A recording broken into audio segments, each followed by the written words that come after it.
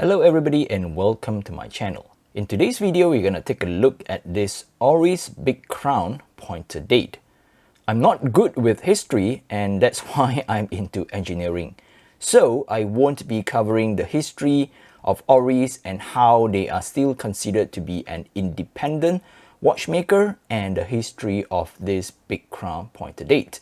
I will get straight into this watch.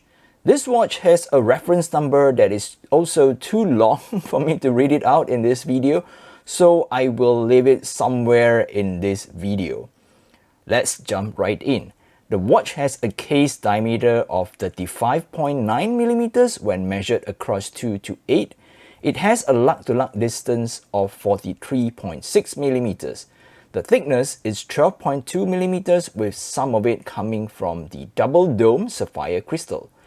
It has an odd lug width of 17mm. Yes, the odd lug width might put some of you off. Straps are harder to find but not impossible. To me, it's not much of a deal as I have a Nomos Tangente that comes with a 17mm lug width. I already have some 17mm straps lying around. Beneath the AR-coated sapphire crystal is a dark brown copper tone matte dial, and sometimes it tends to appear as black. Everything on the dial is printed.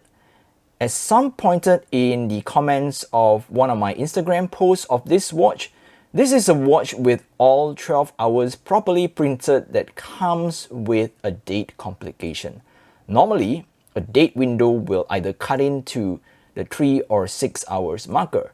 Well, there are some odd cases of placement of date on the 3:30 or 4:30 position, but this one looks really uninterrupted and unobtrusive in a way because there is no cutout on the dial as with normal date watch, but it also comes with a date complication.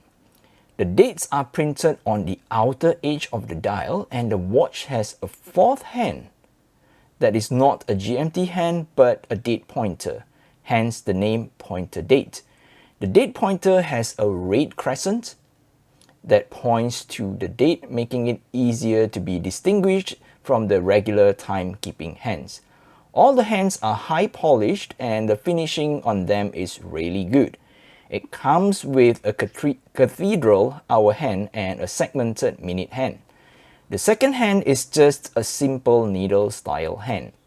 There are loom drops for each hour and on the hour and minute hand as well.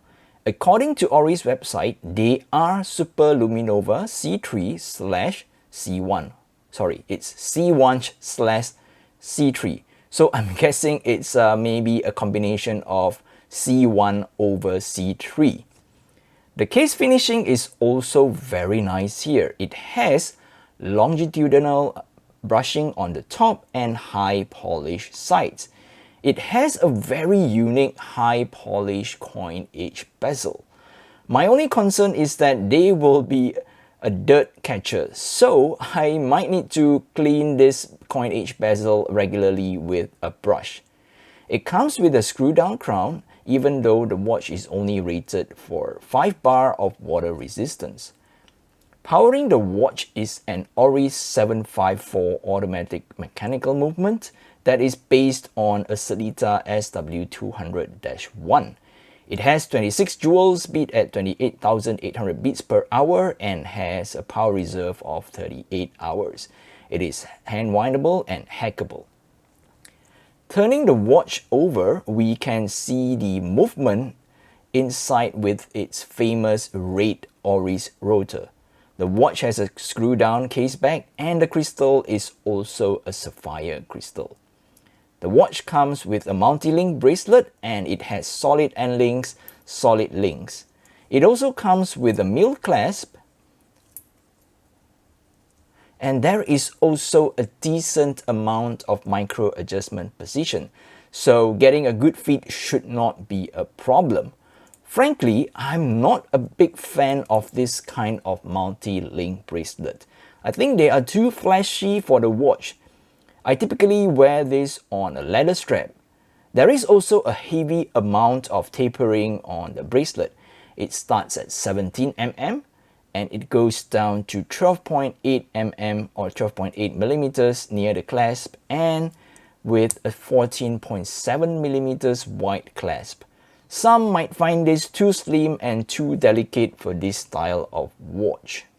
Alright, let's do a reshot. Okay, so this is how the loom on the watch looks when it is dark. I think I mentioned that there are only loom drops, but apparently I was wrong. The hour markers or the numerals are loom as well. I would say the loom, they are okay because the surface area is not a lot, and I don't think the application on the hour markers are thick. So only the loom on the hour and minute hands, they will last through the night, whereas the loom on the numerals and the loom drops, I think they will die out pretty soon. But yeah, it's something good to have. Okay, so this is how the watch look on my 6-inch or 15.2 centimeters wrist. I think it sits really well on my wrist because of that compact case diameter and the short lug-to-lug distance. And the clasp, you can see it's quite centered on the underside of my wrist, and I don't have like, under heavy situation or, lug or not lug or clasp overhang on the underside of my wrist. On the overall, this is, I would say, a great watch from Oris. I think most watch fans would agree. It has that classic vintage look yet made with new modern materials, not to mention very functional too. It also sits very well on smaller wrist sizes like mine. If you have a bigger wrist, there is also an option for a 40mm case that I think come with a lug-to-lug distance of 47mm. I have reviewed several small watches on this channel, and sometimes I have people asking if the small watch that I was reviewing, is it a men's watch or is it a woman's watch? Why bother? I think the most important question one should ask yourself is, does it sit well on your wrist, and do you like the way the watch look on you? Well, I think I will end this video on that note. So if you're new to the channel, please help to subscribe to my channel. It really helps me a lot. You can also follow me on my Instagram at gfw_watch for more watch pictures. And till then, I will catch you guys in the next video. Stay safe and take care. Bye bye.